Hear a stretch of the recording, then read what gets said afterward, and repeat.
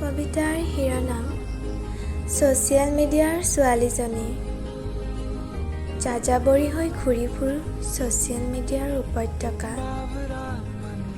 নিদ্ৰা দেৱীক বিচাৰি দিশহাৰা হয়।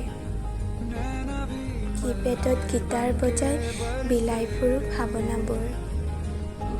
লাইক, কমেণ্ট, ইম'জি ৰূপে মাজে মাজে শ্বেয়াৰ কৰি যাওঁ সেই মনৰ বিষাদবোৰ। বিচৰণৰ মাজতে থৰ হৈ ৰ'ল দুচকু, নিবদ্ধ হৈ ৰ'ল কাজলীয়া দুচকুত। উফ, কি যে চাৱনি,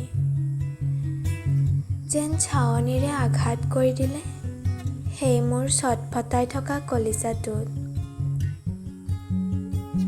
যদিও আগৰে চিনাকি, যেন সিদিনা দেখিলোঁ এটা নতুন ৰূপ।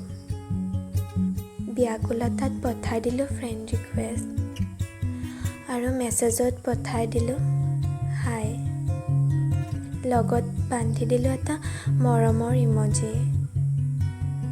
খন্তেক পিছতে কঁপি উঠিল মোবাইলটো, স্ক্ৰীণত ভাহি উঠিল জীপাল হেল্ল'টো।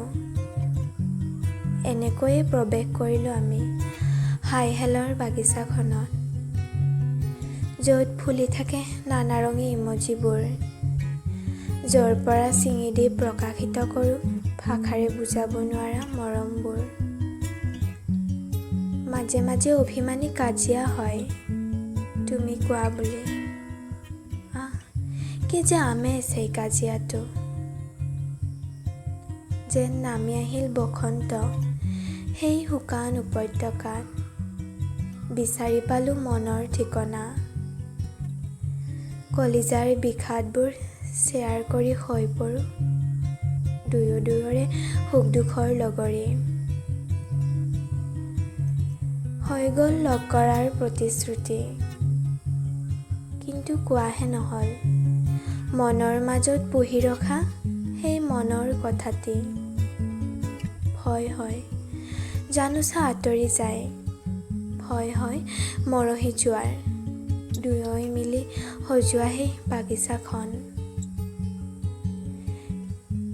চলি থাকিল আমাৰ এনেকৈয়ে নিস্বাৰ্থ একপক্ষীয় প্ৰেম, য'ত নাই একো পোৱাৰ কামনা, নাই একো হেৰুৱাৰ ভয়, আছে মাথো পবিত্ৰ ভালপোৱা। ধন্যবাদ।